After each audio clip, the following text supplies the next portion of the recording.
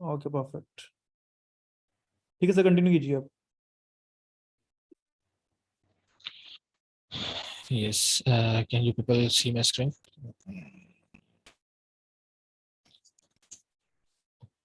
Okay. Now, are you hearing me clearly?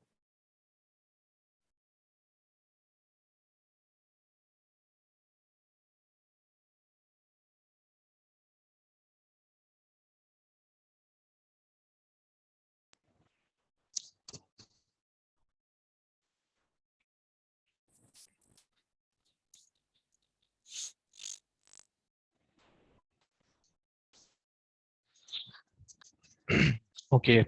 Uh,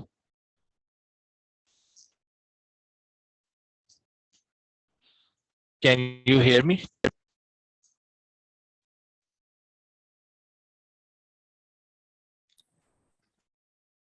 Okay. Uh, can you see my screen now? I have shared my screen. So this is our course outline. Um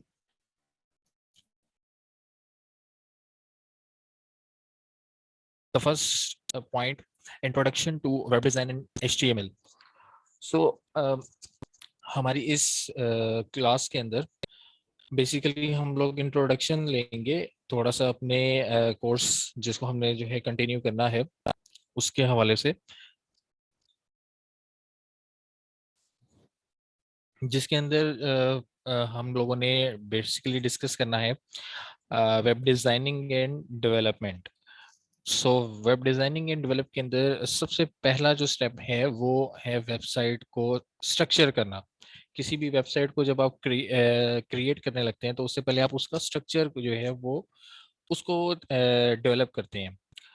तो website के structure को develop करने के लिए जो पहला step होता है वो होता है कि हम लोग एक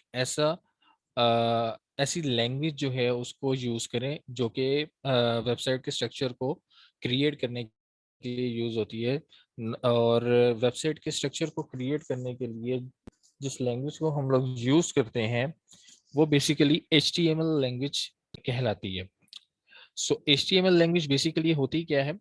HTML language hyper text markup language होती है।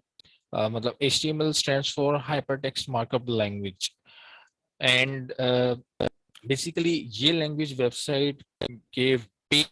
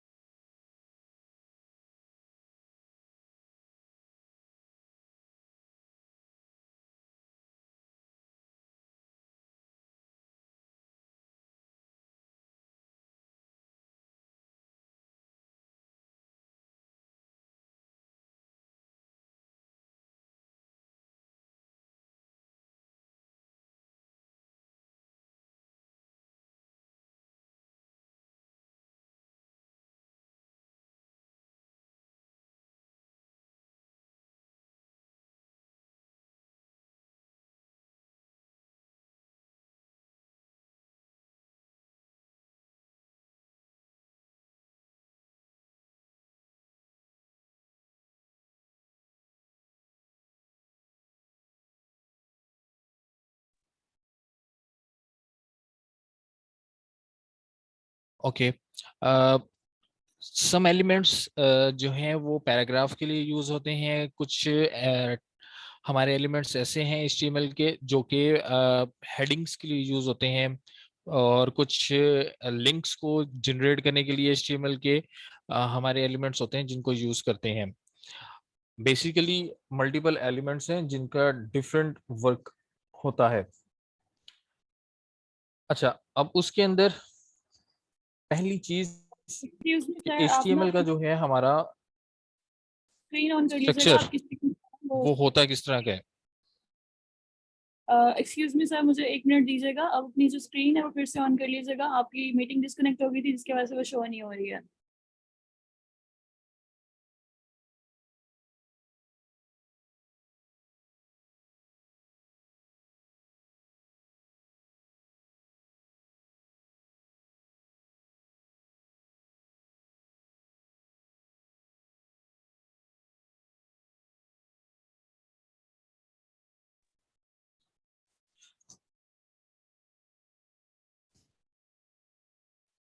आप लोगों को मेरी आवाज क्लियर आ रही है?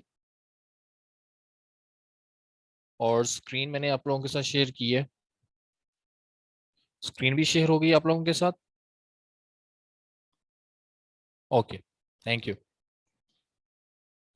अच्छा, हमारा HTML का स्ट्रक्चर होता है कुछ इस तरह से, अगर आपको स्क्रीन के ऊपर शो हो रहा हो, एक सिंपल स्ट्रक्चर होता है HTML का, कुछ इस तरह से वो वर्क करता है कि सबसे पहला जो है हमारे पास टैग होता है, यानी कि इसके अंदर कह लें कि वो एलिमेंट्स जो हैं वो टैग्स की फॉर्म में होते हैं। हमारे पास मल्टीपल टैग्स जो हैं HTML के अंदर यूज होते हैं। पैराग्राफ के लिए जो है टैग होता है, उसके अलावा हेडिंग्स के लिए टैग होते हैं, उसके अलावा लिंक्स जनरेट करने के लिए, सो मल्टीपल वर्क्स के लिए जो है वो टैग्स यूज होते हैं। ठीक है, तो उसका लेआउट कुछ इस तरह से होता है, यानी कि आपने जब भी अपने HTML पेज जो है वो क्रिएट करना है, कोई भी वेब पेज क्रिएट करने के लिए, तो आप सबसे पहले उसका सिंटेक्स जो है पेज का वो लिखते हैं। तो फर्स्ट जो है हमारे पास ये doc doctype dot HTML, doctype HTML हम लोग जो है ये लिखते हैं। ये बेसिकली इसका पर्पस होता है कि ये जो हमारा पेज है ये एक डॉक्यूमेंट की फॉर्मेट में होगा। हम लोग वेब ब्राउजर को बेसिकली ये इंडिकेट कर रहे होते हैं। देन उसके बाद HTML का हमारे पास टैग आता है, जिसके अंदर जो कि एनक्लोज्ड होता है, जिसके अंदर तमाम के तमाम टैग्स जो हैं कह लें कि एनक्लोज्ड होते हैं। देन उसके बाद हमारे पास हेडिंग का टैग होता है, और उसके बाद एक टाइटल का टैग जो कि हेडिंग के टैग के अंदर आता है। अच्छा, दो चीजें होती हैं HTML के टैग्स के अंदर। कुछ ऐसे टैग्स होते हैं कि जो कि हमारे पास ओपनिंग टैग और क्लोजिंग टैग दो टैग्स होते हैं, यानी कि वो पेयर्ड टैग्स हम उसको बोलते हैं, जिसके ओपनिंग और क्लोजिंग दोनों टैग्स होते हैं। और कुछ टैग्स ऐसे हैं जो कि सिंगलटन टैग्स होते हैं, यानी कि जिसका जस्ट जो है वो एक ही टैग होता है, ओपनिंग टैग, उसका क्लोजिंग टैग कोई नहीं होता। ठीक है, तो मल्टीपल जो है वो हमारे पास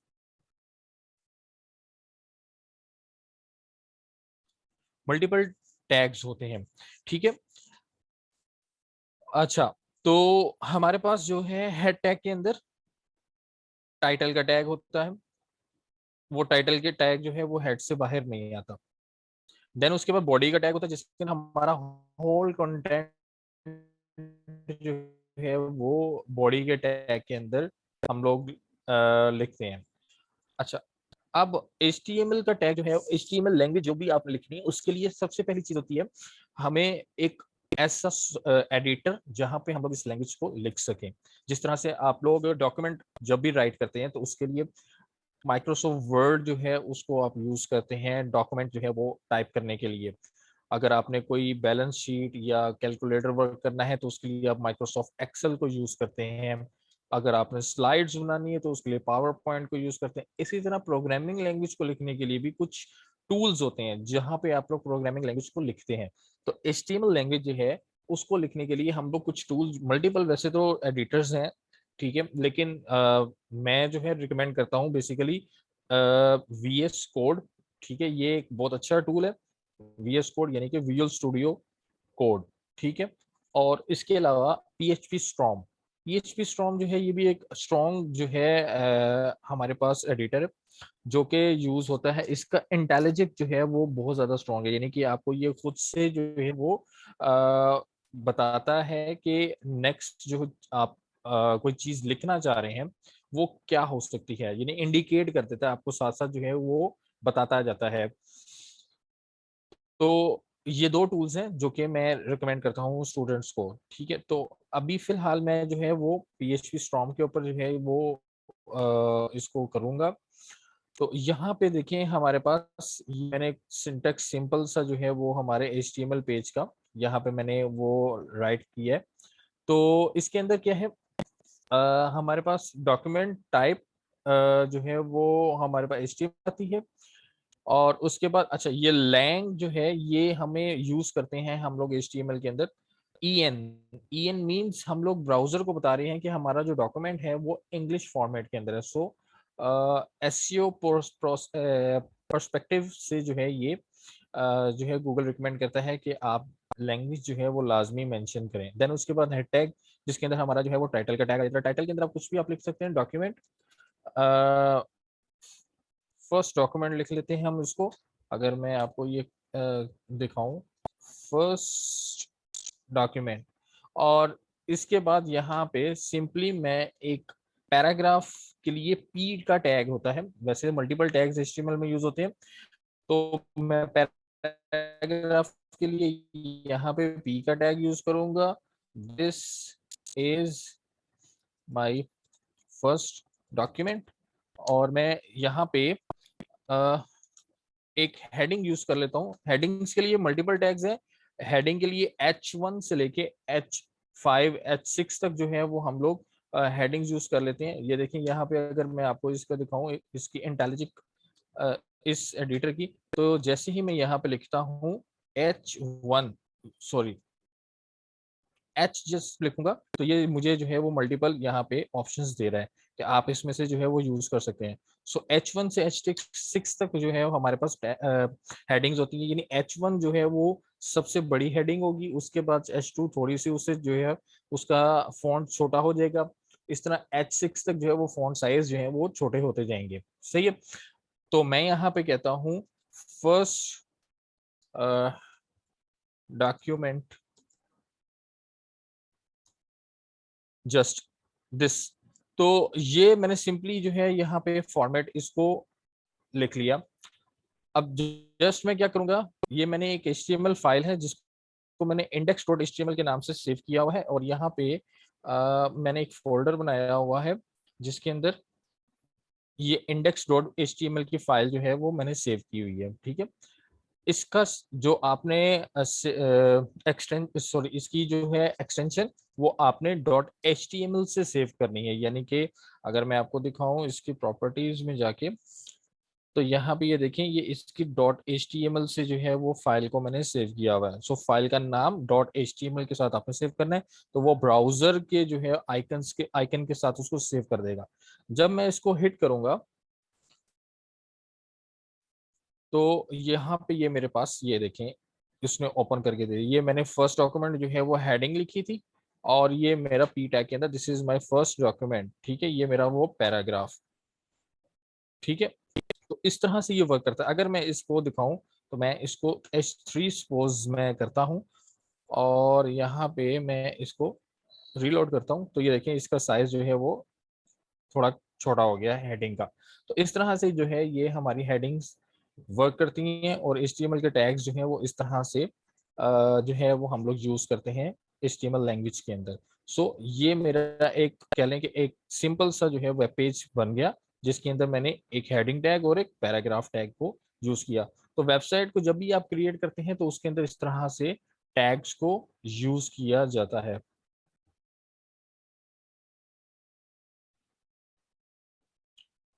जी सर, मैं उसकी तरफ ही आ रहा हूँ।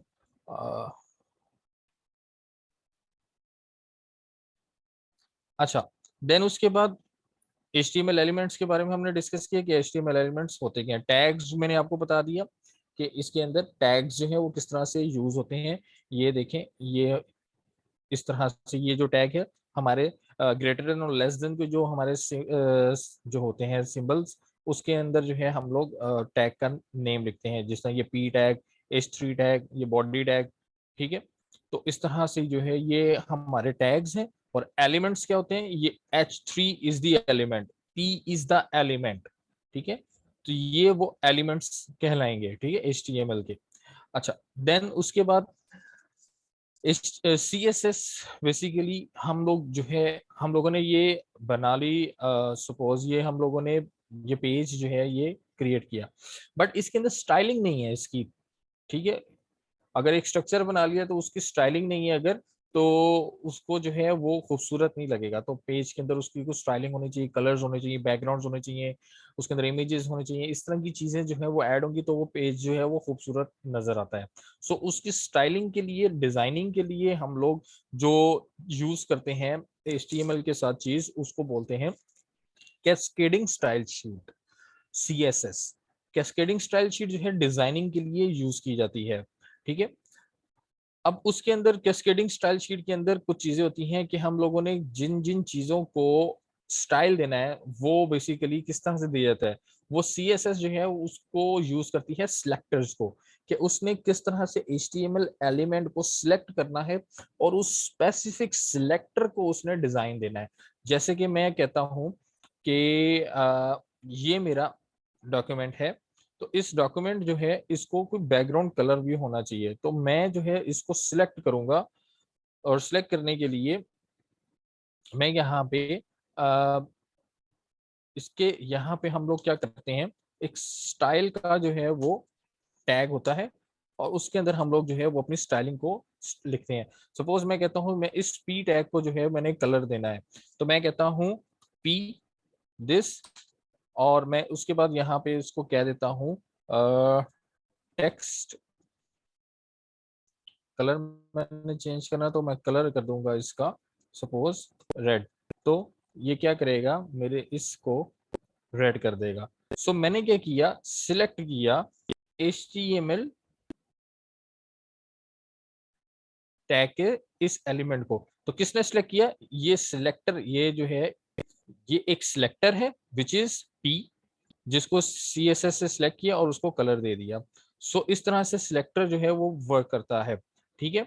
और ये लेआउट की टेक्निक है कि इस तरह से जो है हम लोगों ने जिस भी स्टाइल को जिस भी HTML एलिमेंट को जो है वो स्टाइल देना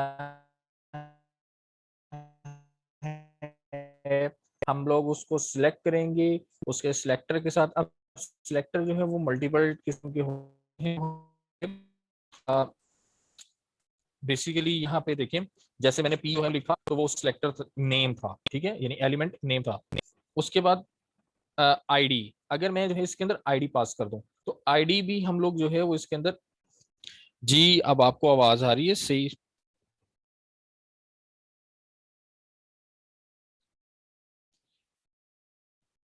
ओके, अच्छा।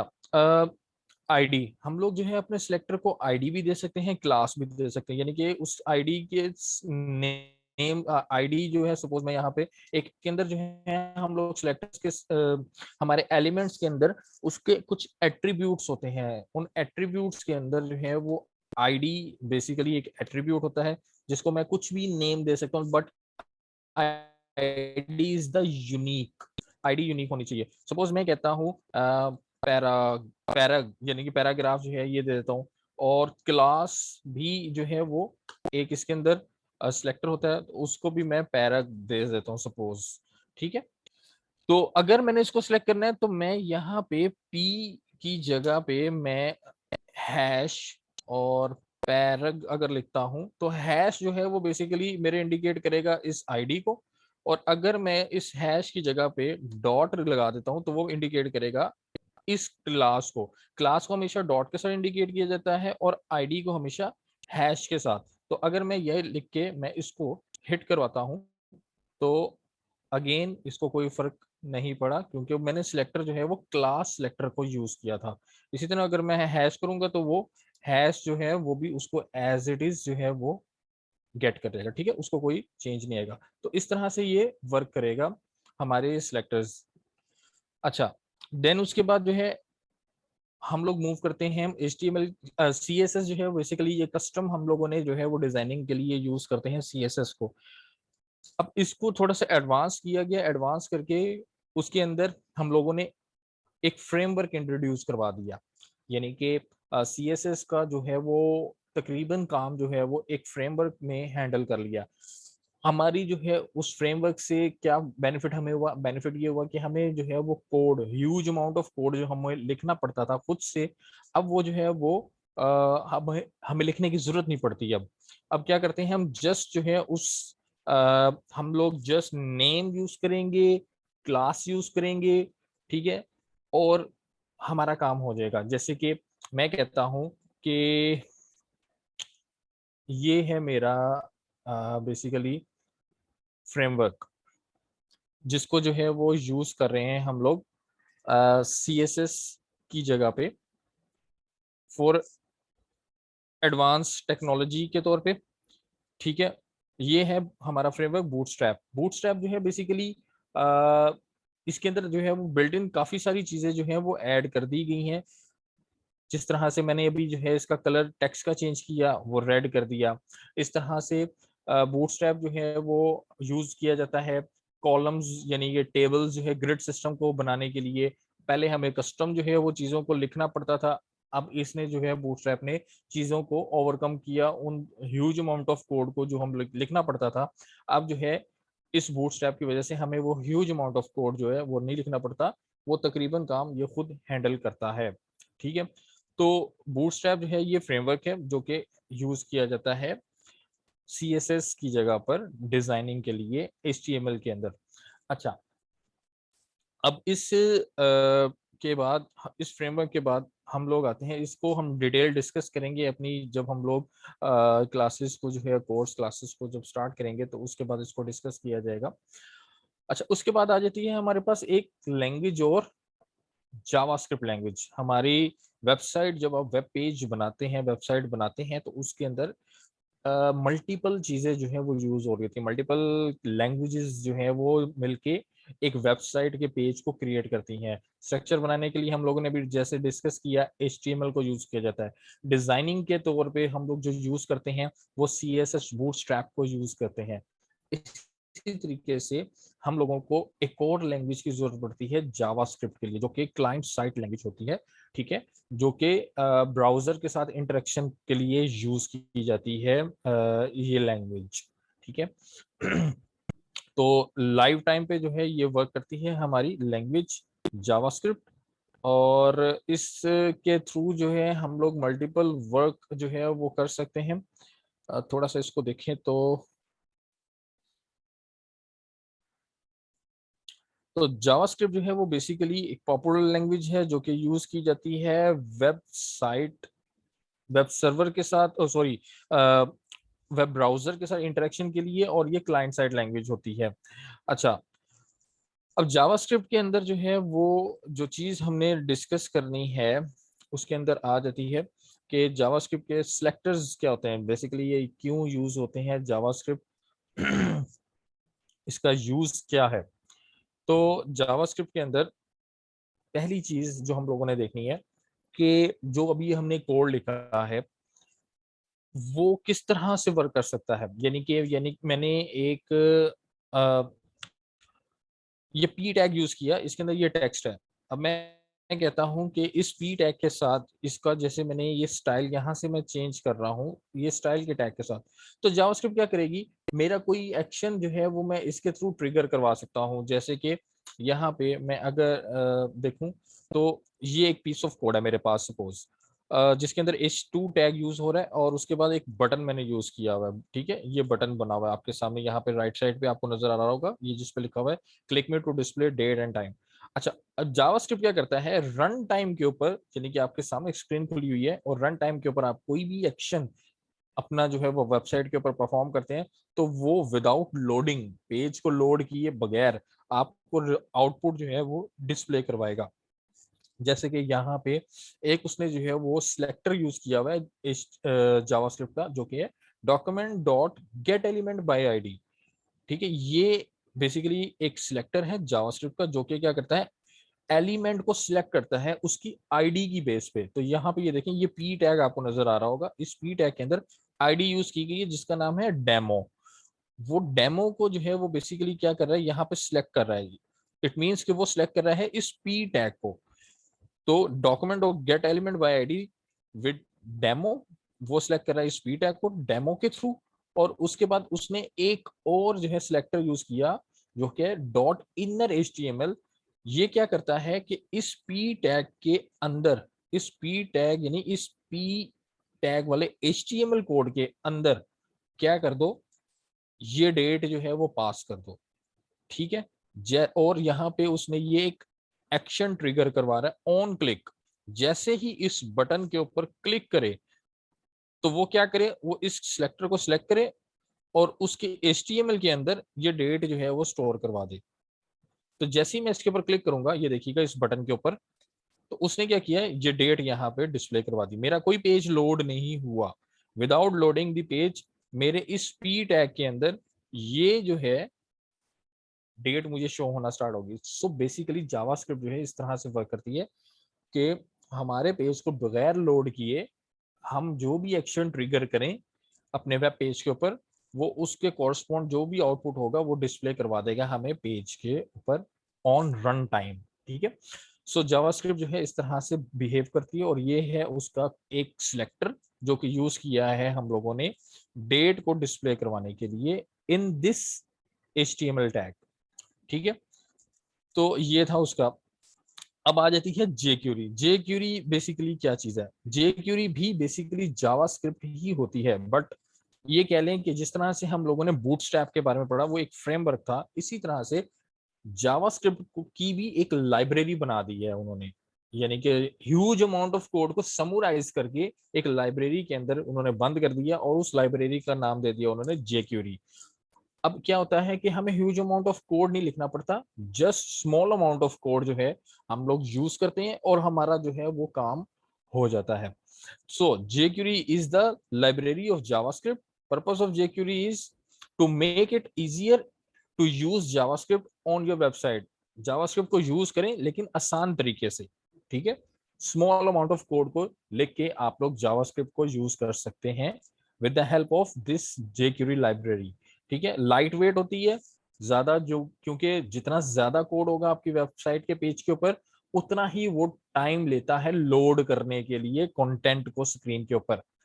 लिहाजा जितना स्मॉल अमाउंट ऑफ कोड होगा तो उतना ही लोड टाइम जो है वो कम होगा, तो लेस वेट होता है क्योंकि कोड जो है वो हमारा समराइज हो चुका होता है इसकी वजह से। अब इसके बाद उसके कुछ इवेंट्स होते हैं जो कि अभी हमने जावास्क्रिप्ट का अभी हमने देखा था कि जावास्क्रिप्ट का इवेंट ये यूज हो रहा था ऑन क्लिक इवेंट यहाँ पे। तो ऑन क्लिक इवेंट जो है वो बटन के साथ हम लोगों ने यूज किया था और उसके अंदर ये सिलेक्टर चल रहा था। तो इसके अंदर भी कुछ इवेंट्स होते हैं, जैसे जैसे कि आप कह सकते हैं कि माउस को किसी एलिमेंट के ऊपर लेके गया, जैसे मैं इस बटन के ऊपर माउस लेके गया तो वो क्या करेगा, वो मुझे ये डेट डिस्प्ले करवा देगा विदाउट एनी क्लिक। मैंने क्लिक नहीं किया, मैंने माउस ऊपर लेके गया बटन के तो मुझे ये शो हो गया। एक ये इवेंट है, माउस ओवर का इवेंट आ गया। उसके अलावा की अप मैंने कोई बटन प्रेस किया कीबोर्ड से तो मेरा एक्शन ट्रिगर हो गया। जैसे मैंने अगर क्लिक किया तो एक्शन ट्रिगर हो गया। इस तरह जावास्क्रिप्ट के जिस तरह से थे एलिमेंट्स इवेंट्स, उस तरह से इसके भी अपने जो है वो एलिमेंट्स और इवेंट्स होते हैं, और सॉरी इवेंट्स होते हैं jQuery के अपने। ठीक है, तो अगर मैं इस पे देखूं इसके, तो यहाँ पे देखें सेम उसी तरीके से उसने जो है कोड लिखा हुआ है h2 टैग और उसके बाद p टैग के अंदर हेलो वर्ल्ड उसने दिया, और उसके बाद ये आईडी उसने जो है वो सिलेक्टर के तौर पे आईडी पास कर दी। ठीक है, अब वो क्या करता है यहाँ पे वही p टैग उसने यूज किया और ये आईडी उसने डेमो यहाँ पे पास की हुई है। तो कहता है finding HTML element by ID, हमने आईडी के थ्रू जो है HTML एलिमेंट को सिलेक्ट करना है। तो कहता है कि यहाँ पे ये document dot gate element by ID, ये था हमारा वे किस चीज का, जावास्क्रिप्ट का। अब इसको हमने डिफरेंट वे के अंदर जो है वो यूज करना है। अगर मैं इसको डिफरेंट वे के अंदर देखूं तो मैंने सिलेक्ट करना है सपोज ये अगर मैं इसके साथ ही यहाँ पे अगर मैं इसका कोड लिखूं तो ये देखिएगा $साइन हम लोग यूज करते हैं इसके साथ, और उसके बाद सिंगल कोट्स, और सिंगल कोट्स के अंदर मेरा सिलेक्टर। सिलेक्टर जो है वो मेरा क्योंकि आईडी है लिहाजा हैश और मेरा आईडी का नेम। तो मैं आईडी का नेम सपोज यहाँ पे पास करता हूँ ये वाला, और ये मैंने यहाँ पे पास किया। ठीक है, और उसके बाद डॉट यहाँ पे मैं इसको कह देता हूँ कि ऑन क्लिक, और उसके बाद फंक्शन दिस, और उसके बाद ये क्लोज। अब यहाँ पे कोई भी हमने वर्क परफॉर्म करना है तो वर्क फ्रॉम कोई भी वर्क परफॉर्म हम लोगों ने जब करना है, जैसे ही वो इसको क्लिक करे, इस वाले यानी कि ये है ना वो एक्चुअली में सिलेक्टर, जैसे ही वो इसके ऊपर क्लिक करे तो इसका मैं चाहता हूं कि वो चेंज कर दे कलर। तो कलर चेंज करने के लिए मैं कहता हूं सपोज इसी तरह से अगेन हम लोग उसको कहेंगे, बताएंगे कि किसके ऊपर आपने एक्शन ट्रिगर करना है। सो आईडी डॉट, और उसके बाद मैं इसको कहता हूं कि इसको हाइड कर दो। तो हाइड करने के लिए यहाँ पे इसका अपना बिल्ट इन फंक्शन होता है, दिस डॉट हाइड। तो ये बेसिकली हम लोग जेक्यूरी के अंदर कोड को समराइज इस तरह से किया कि चेनिंग सिस्टम को यूज किया गया। यहाँ पे मैंने सिलेक्टर का नेम लिखा और उसके बाद डॉट के साथ मैंने चेन बनाई और आगे next function which is hide. जैसे ही मैं इसके ऊपर क्लिक करूं तो इस मेरे सेक्शन को या इस एलिमेंट को, मेरे जिसकी आईडी ये है, उसको हाइड कर दो। ठीक है, मैं इसको रन करता हूं और उसके बाद जैसे ही मैं इसको क्लिक करूं, आई थिंक इस तरह से ये वर्क नहीं करेगा। चलें, एक्चुअली में वो वर्क इसलिए नहीं कर रहा था क्योंकि उसके ऊपर जेक्यूरी जो है वो ऐड नहीं हुई थी। यहाँ पे हम देख लेते हैं इसको, इस एग्जांपल को, कि वो यहाँ पे क्या कहता है कि click me to hide paragraph. ठीक है, अगर आपने इस पैराग्राफ को हाइड करना है तो जैसे ही इस बटन के ऊपर मैं क्लिक करूंगा, जो कि ये है, वो कहता है कि इसको क्लिक करो। तो डॉक्यूमेंट डॉट रेडी बेसिकली एक ऐसा फंक्शन है जो कि क्या करता है, जो कि चलता है तब जब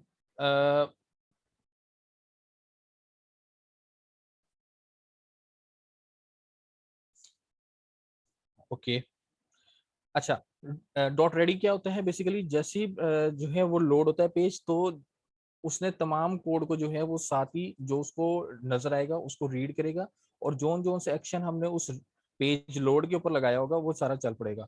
तो जैसे ही मैं इस बटन को क्लिक करूंगा तो वो क्या करेगा, इस पैराग्राफ को हाइड कर देगा। तो मैं इस बटन को क्लिक करता हूँ और उसने क्या किया, देखें वो पैराग्राफ यानी ये पी टैग से इसको हाइड कर दिया उसने।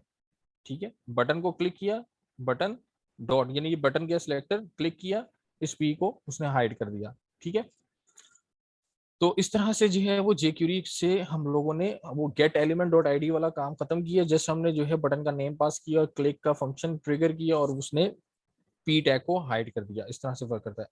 थोड़ा सा हम लोग यहाँ पे पीएचपी, कोर पीएचपी जो है वो बेसिकली हमारी यूज होती है सर्वर साइड के लिए। यानी सर्वर साइड में हमने जब भी वर्क करना है, डेटाबेस के साथ इंटरेक्शन जब भी होगी, डेटाबेस के अंदर डाटा स्टोर कर जो है वो किया जाता है। बेसिकली जिस तरह से हार्ड डिस्क आपके कंप्यूटर के अंदर, हार्ड डिस्क के अंदर डाटा को स्टोर किया जाता है, उसी तरीके से वेबसाइट्स का डाटा जिस स्टोरेज के अंदर जो है स्टोर किया जाता है उसको डेटाबेस कहते हैं। और डेटाबेस जो है वो एक्चुअली में एक वर्चुअल जो है वो कह लें कि स्टोरेज होती है जिसके अंदर डाटा स्टोर होता है।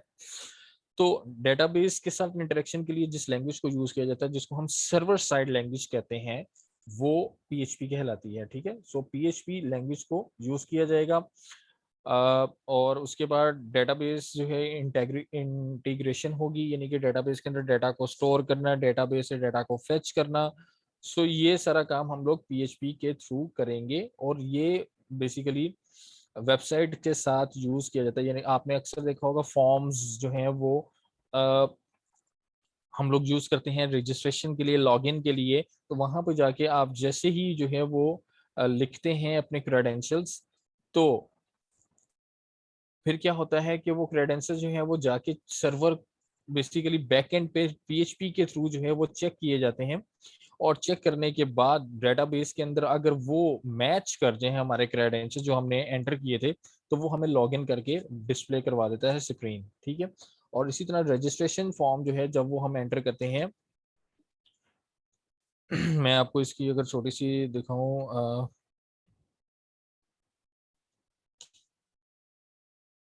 तो अगर जो है वो हम लोग उसके अंदर डेटा को स्टोर करवाना है तो हम लोग रजिस्ट्रेशन फॉर्म जो है वो यूज करते हैं। और रजिस्ट्रेशन फॉर्म जो है वो बेसिकली क्या करता है, डाटा को फेच करता है। इस तरह से जो है वो पीएचपी का कोड जो है वो हमारा लिखा होता है। ये एचटीएमएल का जो है आप कह लें कि ये फॉर्म का टैग्स का जो है वो फॉर्मेट है। और उसके बाद यहाँ पे ये क्या कर रहा है, ये कुछ PHP का कोड लिखा हुआ है जो क्या करता है, ये देखें, ये PHP का टैग, और वो चेक रहा है कि अगर तो जेंडर, ये एक जो है कह लें कि वेरिएबल यूज हो रहा है, $ जेंडर, ठीक है, एक वेरिएबल है जिसके अंदर डाटा को वो स्टोर करेगा, इस जेंडर इनपुट फील्ड के डाटा को वो स्टोर करेगा, ठीक है।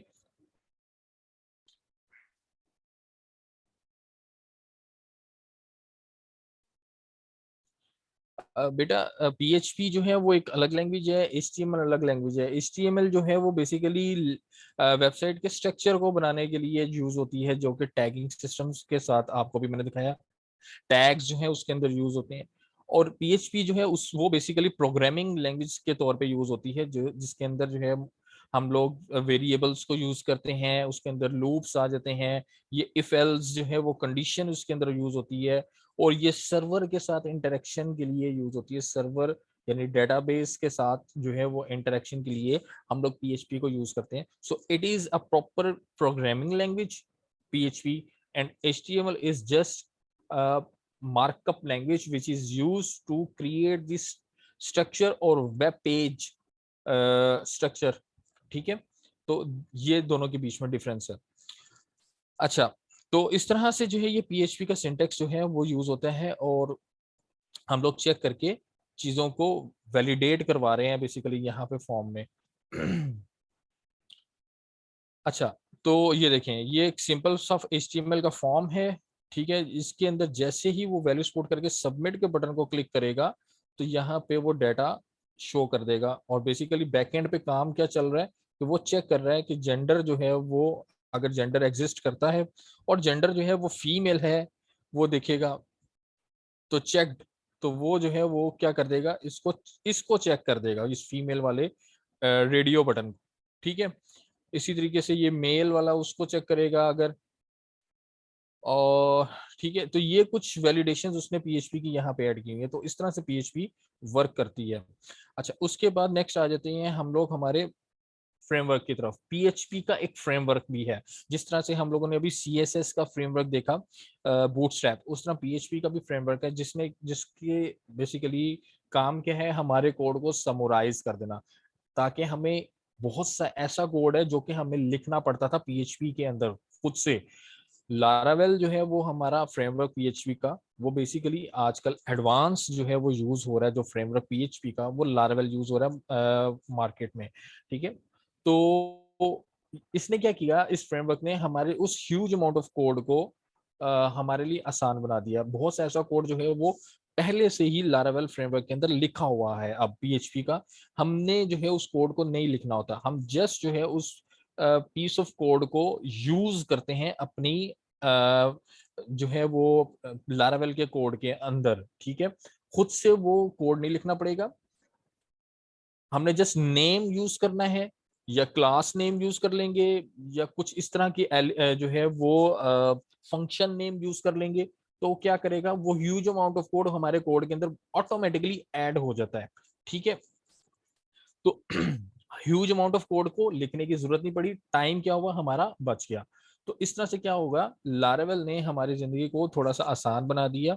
कॉम्प्लेक्सिटी जो थी कोड की, वो हमारे लिए आसान बना दी, वो अब कॉम्प्लेक्सिटी नहीं होती।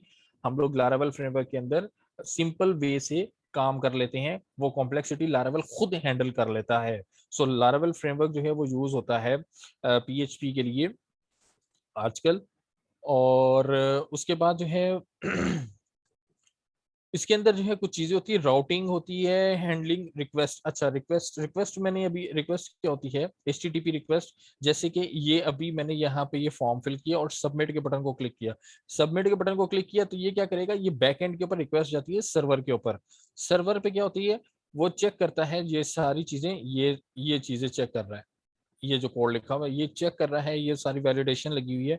इसको चेक करने के बाद डेटाबेस के अंदर अगर आप स्टोर करवा रहे हो तो वो डेटाबेस के अंदर सेव कर देगा, ठीक है। हमने रिक्वेस्ट की कि इस डेटा को सेव करवा दो, वो रिक्वेस्ट जाएगी डेटाबेस के अंदर, वो पहले क्या करेगा, इसको चेक करेगा कि यार ये डाटा जो है वो वैलिड डाटा है कि नहीं। अगर तो वो वैलिड डाटा है तो वो उसको स्टोर कर देगा, अगर वैलिड डाटा नहीं होगा तो एरर डिस्प्ले कर देगा, ठीक है। इसी तरह से लॉगिन जब आप करते हो तो लॉगिन करने के लिए आप क्रेडेंशियल्स एंटर करते हो, वो रिक्वेस्ट भेजता है कि इस क्रेडेंशियल्स के अगेंस्ट जो भी यूजर है उसको लॉगिन कर दो। अगर तो वो क्रेडेंशियल्स जो हैं वो वैलिड क्रेडेंशियल्स होंगे तो वो लॉगिन कर देगा। अगर वो क्रेडेंशियल्स जो है वैलिड नहीं होंगे, डेटाबेस के अंदर जो क्रेडेंशियल्स पड़े हुए हैं और जो हमने फॉर्म में एंटर किए हैं, अगर वो दोनों मैच नहीं करेंगे तो वो एरर प्रोड्यूस कर देगा। तो जैसे ही आप लॉगिन के बटन को क्लिक करते हो तो एक रिक्वेस्ट जनरेट होती है जो कि सर्वर पे जाती है कि इस यूजर को इस क्रेडेंशियल्स के साथ जो यूजर है उसको लॉगिन कर दो। So this is called HTTP request. ठीक है।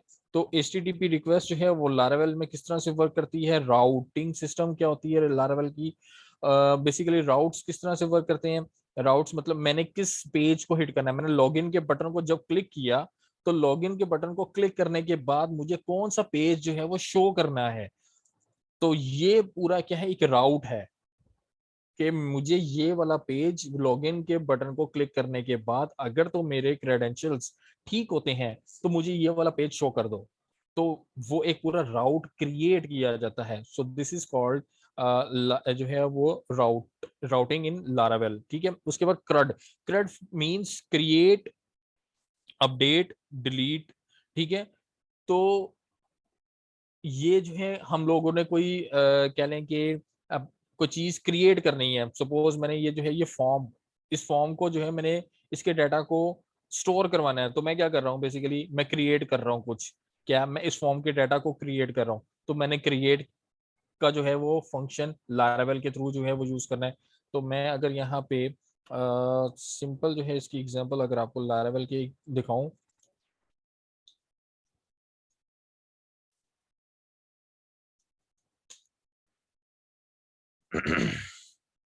तो मैंने क्या किया, मैंने क्रिएट किया।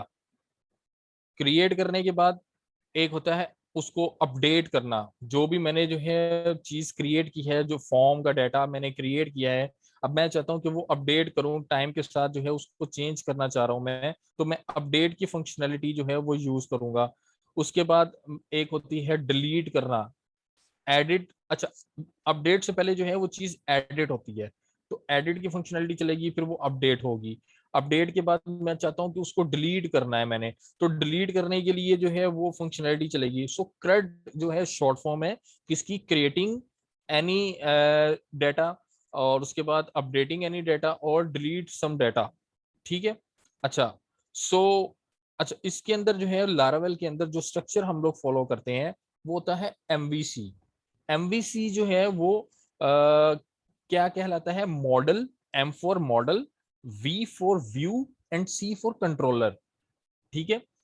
इस तरह से जो है ये स्ट्रक्चर जो है लारावेल का चलता है MVC पैटर्न के ऊपर। ठीक है। और अगर मैं आपको दिखाऊं तो लारावेल का जो कोड होता है वो बेसिकली प्रोजेक्ट जो है वो कुछ इस तरह से उसकी फाइल्स होती हैं, और उसका स्ट्रक्चर जो है फाइल्स का वो कुछ इस तरह से होता है कि उसके अंदर एक व्यू की फाइल होती है जिसके अंदर HTML का कोड आता है। मॉडल जो है उसके अंदर हमारा डेटाबेस का कोड सारा जो है वो लिखा जाता है। और कंट्रोलर जो है वो पार्ट होता है जहां पे PHP का कोड, हम लोग लॉजिक जो है PHP की वो सारी की सारी लिखते हैं। ठीक है। तो इस तरह से जो है वो लारावेल का जो है वो पैटर्न जो है वो वर्क करता है, MVC पैटर्न जिसको कहा जाता है। तो कोई भी PHP का अगर आप फ्रेमवर्क देखें तो वो जो है वो MVC पैटर्न को फॉलो करता है। ठीक है। तो लारावेल जो है क्योंकि बेस्ट फ्रेमवर्क है जो कि आजकल यूज हो रहा है, सो इसका जो है वो MVC पैटर्न जो है वो मॉडल व्यू कंट्रोलर को ही फॉलो करता है। तो अगर मैं आपको यहाँ पे, अच्छा ये खुल गया है, इसकी देखें तो ये बेसिकली लारावेल का जो है प्रोजेक्ट होता है, उसके अंदर कुछ फाइलें इस तरह से होती हैं। फ्रेश जो भी आप जो है लारावेल का प्रोजेक्ट क्रिएट करते हैं तो उसके लिए हम लोग जो है इसको फॉलो करते हैं। ये ऐप का एक फोल्डर होता है जहां पे आपको ये HTTP यानी कि रिक्वेस्ट है सारी इसके अंदर आती हैं। ये कंट्रोलर का एक फोल्डर, इसके अंदर ये सारे कंट्रोलर्स आ गए। ठीक है। उसके बाद यहाँ पे ये मॉडल, तो ये सारे मॉडल्स आ रहे हैं। ठीक है। अच्छा, उसके बाद यहाँ पे ये रिसोर्सेज का एक फोल्डर होता है और उसके अंदर व्यूज। ठीक है। तो ये व्यू की सारी HTML फाइल्स जो हैं वो यहाँ पे यूज होती हैं। तो लारावेल के अंदर जो है जो HTML की फाइल होती है वो बेसिकली वो भी .php के साथ ही स्टोर होती है, .html के साथ नहीं स्टोर होती। PHP और लारावेल दोनों के अंदर जो HTML की फाइलें जो होती हैं वो .php एक्सटेंशन के साथ स्टोर होती हैं, लेकिन लारावेल के अंदर थोड़ा डिफरेंट होता है। उसके अंदर एक टेम्पलेटिंग इंजन होता है जिसको ब्लेड टेम्पलेटिंग इंजन कहते हैं। उस ब्लेड टेम्पलेटिंग इंजन के अंदर जो है वो .blade.php के साथ स्टोर होती है। तो अगर मैं इसको ओपन करके आपको दिखाऊं तो ये देखें, ये CSS सिंपल आपको नजर आ रही होगी, ये ऊपर CSS इंक्लूड हुई है। जैसे अभी मैंने आपको सिंपल अपना जो अभी HTML का कोड आपको लिख के दिखाया था उसके अंदर भी टॉप के ऊपर CSS लिख के दिखाई थी। और ये देखें, ये सेम उसी तरीके से ये P टैग यूज हो रहा है, यहाँ पे ये H का टैग यूज हो रहा है। तो इस तरह से जो है ये भी सिंपल वे से वर्क करता है हमारा लारावेल के अंदर भी HTML का व्यू। ठीक है, लॉजिक जो है वो हमारी सारी वो उस कंट्रोलर के अंदर जो है वो लिखी होती है। और अगर आप मैं आपको दिखाऊं तो ये कंट्रोलर की मेरी फाइल है और मैं इसको ओपन करूं अगर, तो ये देखें ये कुछ फंक्शन लिखे हुए हैं इसके अंदर, ये बिल्ट इन फंक्शन है इसके। ठीक है, तो ये मेरे कंट्रोलर का नेम और उसके अंदर ये इंडेक्स के एक फंक्शन लिखा हुआ है और उसके अंदर कुछ उसकी लॉजिक लिखी हुई है कोड की। सही है, तो इस तरह से वर्क करती है। और लारावेल की जो है वो अपनी एक ऑफिशियल साइट भी है जहाँ पे सारी की सारी लारावेल की जो है वो डॉक्यूमेंटेशन आपको मिल जाएगी। सॉरी, फिर से उसने इसको कर दी है। सो जो है वो सिंपल अगर बात की जाए तो लारावेल जो है वो एक सिंपल फ्रेमवर्क है जिसने जो है वो PHP का कोड को बहुत ज़्यादा मैक्सिमम कोड को जो है वो समराइज किया ताकि जो है वो हम लोग स्मॉल टाइम में एक अच्छी और एक ह्यूज वेबसाइट को क्रिएट कर सके। तो ये देखें, इसके अंदर कब तमाम लारावेल की जो है वो डॉक्यूमेंटेशन जो है इंस्टॉलेशन से लेके एडवांस लेवल तक जितनी भी चीज़ें हैं लारावेल की वो सारी मेंशन है कि लारावेल की इंस्टॉलेशन क्या है, ये लारावेल किस तरह से इंस्टॉल की जाती है, वाई लारावेल, ठीक है, लारावेल क्यों यूज की जाएगी। उसके बाद जो है वो एक सिंपल सा उसने प्रोजेक्ट जो है क्रिएट करना है लारावेल के अंदर, तो वो उसकी कमांड जो उसने बताई हुई है कि अच्छा लारावेल की जो है वो जितने भी आपने चीजें क्रिएट करनी है और न्यू फाइल क्रिएट करनी है, इवन तो वो जो है आप खुद से जो है स्टैटिकली जो है वो क्रिएट नहीं करते। उसके अंदर कमांड सिस्टम है जो कि हम टर्मिनल के अंदर, ये जैसे कि आपको मैं दिखाऊं तो ये एक टर्मिनल यहाँ पे मेरे पास है, या आप कह सकते हैं आपका कमांड लाइन जो होता है जिसको हम लोग CMD भी कहते हैं, आप वहां पे जाके भी जो है कमांड्स को लिख के तो आप क्रिएट कर सकते हैं लारावेल के जो भी प्रोजेक्ट के अंदर आपने चीजें फाइल्स वगैरह क्रिएट करनी है। तो फ्रेश प्रोजेक्ट क्रिएट करने के लिए एक ये सिंपल सी उसने कमांड यूज की, कंपोजर। अच्छा, कंपोजर जो है वो बेसिकली यूज होता है डिपेंडेंसीज के लिए। कोई भी पैकेज जो है वो अगर आपने अपने प्रोजेक्ट के अंदर ऐड करना है तो उसके लिए कंपोजर जो है एक ग्लोबली कह लें कि डिपेंडेंसीज जो है उसको इंस्टॉल करने के लिए यूज होते हैं। एक कह लें सॉफ्टवेयर है जो कि मल्टीपल पैकेजेस को आपके प्रोजेक्ट के अंदर स्टोर करने के लिए इस्तेमाल होता है एक सॉफ्टवेयर। ठीक है, वो कंपोजर है। तो हमारे ये प्रोजेक्ट को क्रिएट करने के लिए उसने एक कमांड बता दी कि कंपोजर के थ्रू अगर आप क्रिएट करना चाहते हैं। एक सिंपल वे भी है कि अगर हम कंपोजर के थ्रू नहीं करना चाहते तो एक लारावेल की अपनी कमांड है, लारावेल न्यू और आगे आपके प्रोजेक्ट का नेम, तो आपका प्रोजेक्ट जो है वो इस तरह से क्रिएट हो जाएगा लारावेल का। अच्छा, क्रड जो है वो हमने देख लिया। उसके बाद एडवांस कॉन्सेप्ट्स हैं कुछ लारावेल के जिसके अंदर जो है वो आप कह सकते हैं कि अगर आप जो है वो चाहते हैं कि एक यूजर है वो जैसे ही लॉगिन होता है, लॉगिन होने के बाद वो अगर चाहता है कि उसको एक ईमेल जो है वो सेंड हो जाए कि यू हैव लॉगिन्ड, ठीक है, ये कोई ईमेल उसको चली जाए फॉर सिक्योरिटी रीजंस के तौर पे। जैसे कि आपने अक्सर देखा होगा कि आप जो है वो फेसबुक के ऊपर या मल्टीपल ऐसे जो है प्लेटफॉर्म्स वहाँ पे अगर अगर आपने जो है वो ऑथेंटिकेशन लगाई हुई है तो आप जैसे ही लॉगिन करते हैं तो ईमेल या मैसेज के थ्रू जो है वो आपको बता देता है कि जो है आपका जो है अकाउंट वो लॉगिन हुआ है। ठीक है, तो बेसिकली इसके अंदर भी जो है हम लोग यूज करते हैं एक एक कह लें कि एक फंक्शनलिटी है जो कि यूज होती है इस पर्पज के लिए।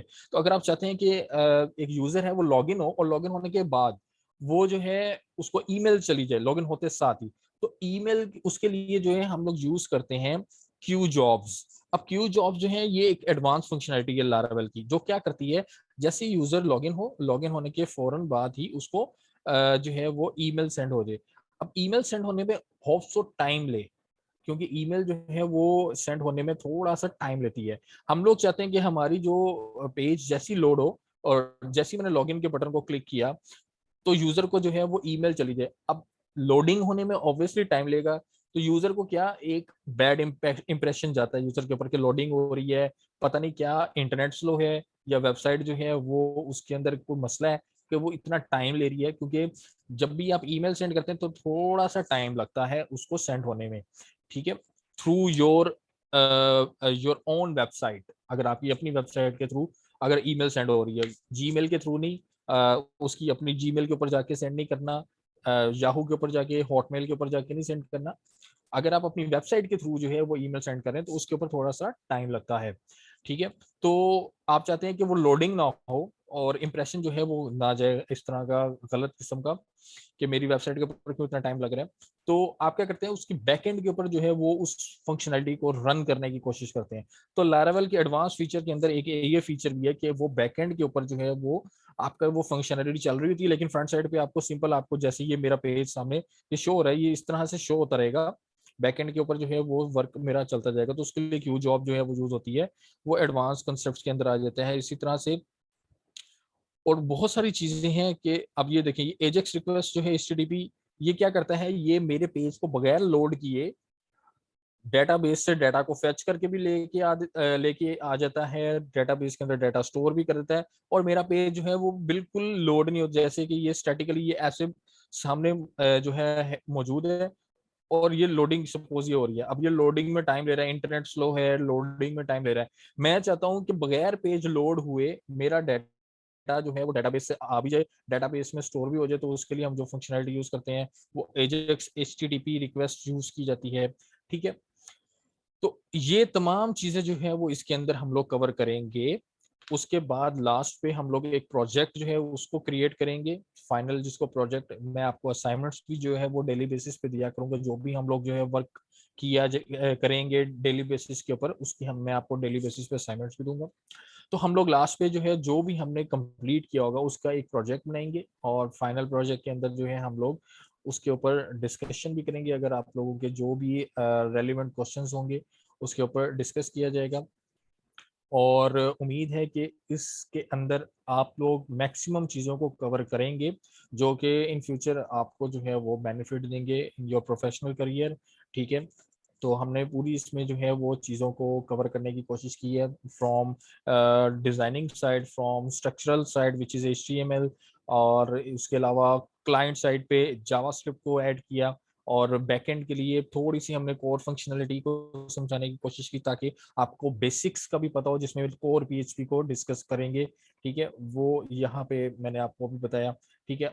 उसके बाद फिर हम एडवांस लेवल पे जो है फ्रेमवर्क की तरफ जाएंगे, क्योंकि उसका स्कोप मार्केट में ज़्यादा है फ्रेमवर्क का। तो हम लोगों ने स्कोप जो कि लारावेल सबसे ज़्यादा यूज़ हो रहा है हमने उसको ऐड किया, तो उसको हम लोग कवर करेंगे इंशाल्लाह ताला। उसकी मैक्सिमम चीज़ों को जो है इसके अंदर कवर किया जाएगा, और जो है ये सारी चीज़ें आपको बेनिफिट देंगी। बेटा वर्डप्रेस एक अलग चीज है, ये लारावेल PHP एक अलग चीज है। ये कस्टम जो है प्रोग्रामिंग के लिए यूज होता है। वर्डप्रेस जो है वो बेसिकली आपका CMS सिस्टम है, और CMS सिस्टम के अंदर कोडिंग का बिहेवियर अलग होता है और इसके अंदर कोडिंग का बिहेवियर डिफरेंट है। तो अगर आप जो है वो वर्डप्रेस की बात करें तो वर्डप्रेस का इसके साथ लिंक नहीं है। हाँ, थीम कस्टमाइजेशन की ये बात करें, अगर आप कोर PHP अगर आपको जो है वो अच्छे से आती है तो आप वर्डप्रेस के ऊपर काम कर सकते हैं, ठीक है। सो लारावेल जो है वो बेसिकली कस्टम प्रोग्रामिंग के लिए यूज होता है, उसका CMS वर्डप्रेस के साथ जो है वो लिंक नहीं है।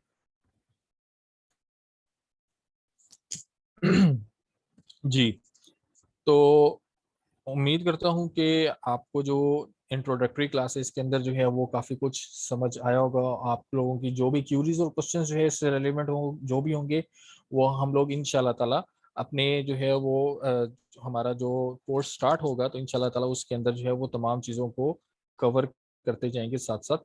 और उसके अंदर जो भी आपके क्वेश्चंस होंगे वो साथ साथ जो है मैं आपको उनके आंसर्स भी करता जाऊंगा। अभी हमारे पास क्योंकि शॉर्ट टाइम था तो इस वजह से जो है उसमें मैं आप लोगों के क्वेश्चंस जो है वो साथ साथ नहीं ले सका। तो इंशाल्लाह ताला कोर्स के अंदर जो है इसको कवर कर लेंगे हम लोग।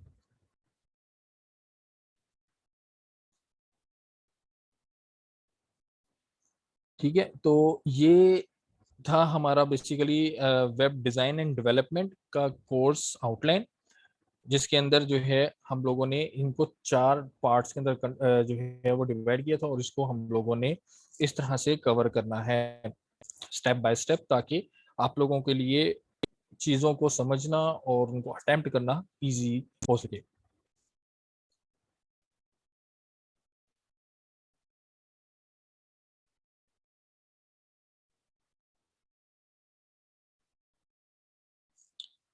ओके सर, मैंने जो है वो तकरीबन चीज़ों को कवर कर लिया हुआ है, और इसके अंदर जो है जो भी चीज़ें हम लोगों ने करवानी है उसको डिस्कस कर लिया। बाकी मेरी तरफ से सर कंप्लीट है।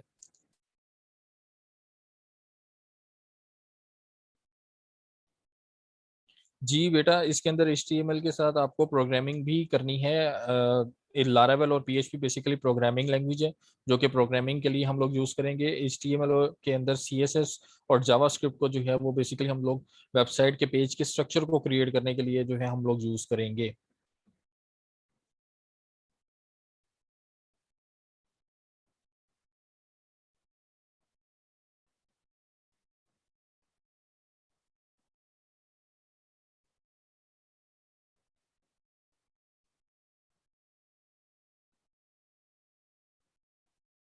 ओके,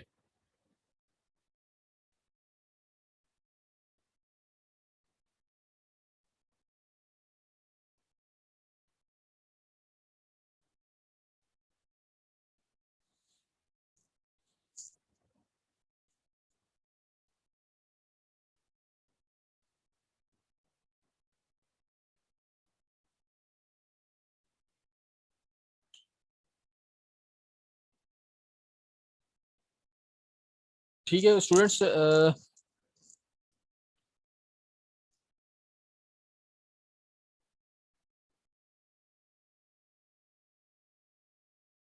अच्छा बेटा, बेसिकली मैं जो है वो सॉफ्टवेयर इंजीनियर हूँ, और मेरा तकरीबन जो है वो अराउंड 7 ईयर प्लस एक्सपीरियंस है प्रोग्रामिंग के अंदर, और मैं जो है web design and development basically professionally जो है इसके ऊपर वर्क कर रहा हूँ। और मल्टीपल जो है मैंने वेबसाइट्स जो हैं इस डेवलप की हैं, जिसके अंदर ई-कॉमर्स वेबसाइट्स भी हैं, जिसके अंदर basically learning management system LMS based websites भी हैं, और CRM and CMS based websites भी हैं, बिजनेस वेबसाइट्स भी हैं। तो मल्टीपल वेबसाइट्स जो हैं वो मैंने बेसिकली डेवलप की हैं for my USA and UK clients. और मैं प्रोफेशनली जो है वो वर्क कर रहा हूँ मल्टीपल कंपनीज के साथ भी, और एज ए फ्रीलांसर भी मैं वर्क करता हूँ। तो बेसिकली जो है वो मैं आप लोगों को वेब डिज़ाइन एंड डेवलपमेंट के जो है एज ए इंस्ट्रक्टर आप लोगों को जो है वो मैं टीच करूँगा। और इंशाल्लाह ताला जो है हम लोग जो है इसको अच्छे से कवर करेंगे, और जो भी आपके क्यूरीज एंड क्वेश्चंस होंगे हम लोग उसको साथ साथ लेके चलेंगे। तो अ, उम्मीद करता हूँ कि आप लोगों को जो भी मैंने अभी जो इंट्रोडक्टरी क्लास में पढ़ाया है वो आप लोगों को अच्छे से समझ आई होगी, और अगर चीज़ें आपके जहन में कोई क्वेश्चंस हैं तो इंशाल्लाह ताला हम उनको कवर करेंगे अपने जो है वो क्लासेस के अंदर। जी बेटा, मैंने आपको जो आउटलाइन अभी दिखाई है उसके अंदर हम लोगों ने मैक्सिमम चीज़ों को कवर किया है A to Z। यानी HTML स्क्रैच से हम लोगों ने स्टार्ट किया, और एडवांस लेवल जो है वो प्रोग्रामिंग तक जो है इसको कवर किया है, जिसके अंदर अप्रोक्सीमेटली हमारी ऑलमोस्ट जितनी भी चीज़ें हैं वो हमने इसके अंदर कवर करने की कोशिश की है।